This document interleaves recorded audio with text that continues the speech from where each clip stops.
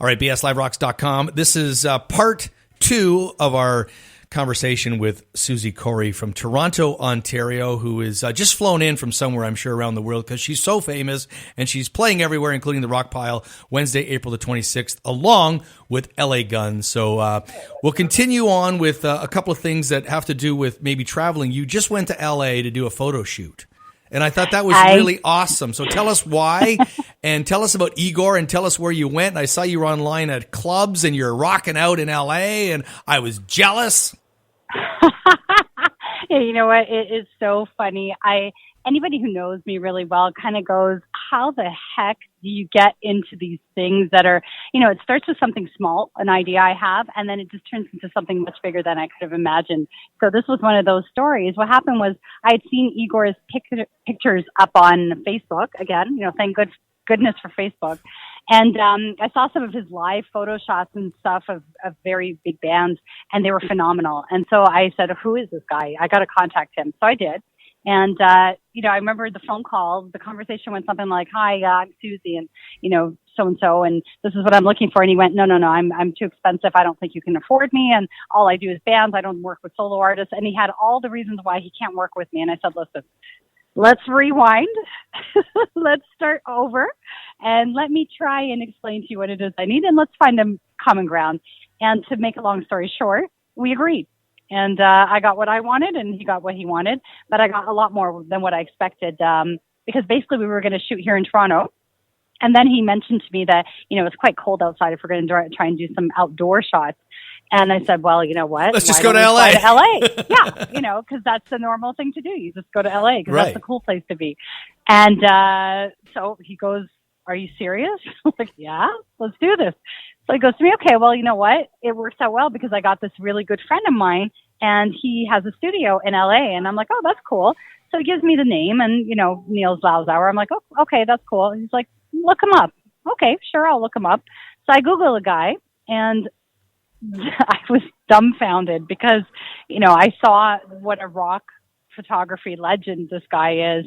And the biggest shock of all was that I had this magazine sitting on my coffee table at home.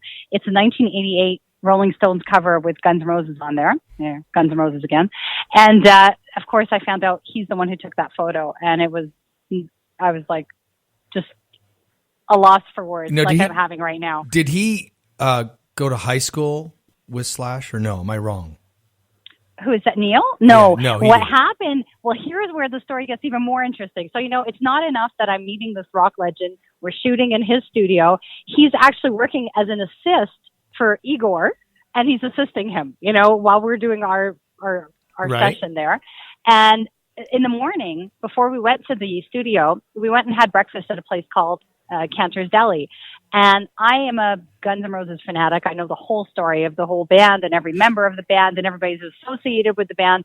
And so I know who Mark Cantor is, and he's the owner of Cantor's Deli. It's a family-run business. But Mark Cantor is the one who went to school with Slash. So we have breakfast there. He comes and has breakfast with us, and he's sitting there telling me stories. From the horse's mouth, I'm getting it about Slash, Axl, and the whole band. And I'm just like, a little kid listening to these stories. And then you went loving every minute. Then you went to an open jam type thing. And how did you find that? And that was just kind of North Hollywood, right? If I remember right. Well, I have a guy named Greg Longstreet to thank for that. And he's actually from Toronto because I'm sitting in LA. We had it all planned that we were going to Lucky Strike, which is another place there that does jam. And we were supposed to go with the two photographers, Neil and Igor. They bailed out at the last minute. So I'm sitting there going, okay, what am I going to do? I check my Facebook and Greg has said to me, you know what, go to Skinny's Lounge. I've already put your name down to do a song or two there at the open jam. And I'm like, okay, sure. So I told a couple of other people that were there at Neil's house. We were having dinner. You guys want to go? And they were like, sure. So we went out to this jam. We walk in, literally 2 minutes after we walk in, they're like, where's Suzi? Suzi? Yeah, doing Guns N' Roses? Yeah, that's me. So I get up on the stage and I did a couple of songs with the house band. And luckily, one of the guys that came along with me took those shots and they were fantastic. Yeah, they were on Facebook. That was great. Yeah, but I have to say, when I saw them, I was like, these look like awesome. And I don't know how they look so good off of a phone, but I found out later that Igor had taken them and said, listen, give them to me and I'll just fix them up a little. So he spruced them up a bit. The only disappointing part of your trip is that I was not invited, but that's okay. Let's carry on. Are you kidding me? Okay, do I have to tell everybody that I did invite you? I know. It was, last minute in my world, and I don't know. Yeah. I would have loved to have gone. That would have been a blast. Well, I'm just glad you got to see all the pictures and go, damn. Yeah, it's pretty much. I think I sent you a text after I went, I wasn't invited. Like, what's wrong with you? Yeah. I won't say what your response was. So let's go back to you and your music. And you wrote some songs with J.A. McDonald, and Too Pretty to Die was one of them. We talked about that song earlier. If people want to buy that song, can they right now, or how can they buy any of your music? Well, is that a funny story? Yeah, I'm still figuring out how people can buy my music. I'm literally giving it away for free. So for now, while you can, go to SoundCloud and look up Suzi Kory, and you'll be able to listen to my songs for free. And hopefully one day I'll find out as a real musician how to make money out of this whole thing. No musicians make money. Sorry.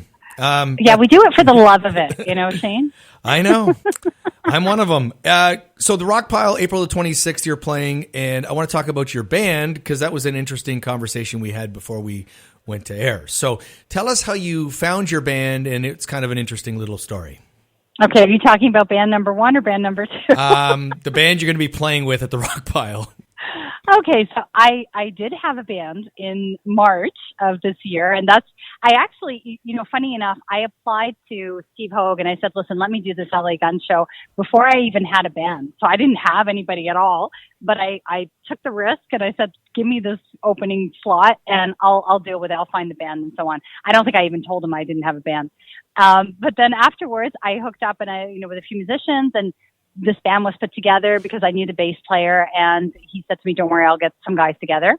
So I met them. They were cool. And we had, I think, one rehearsal. Everything went well.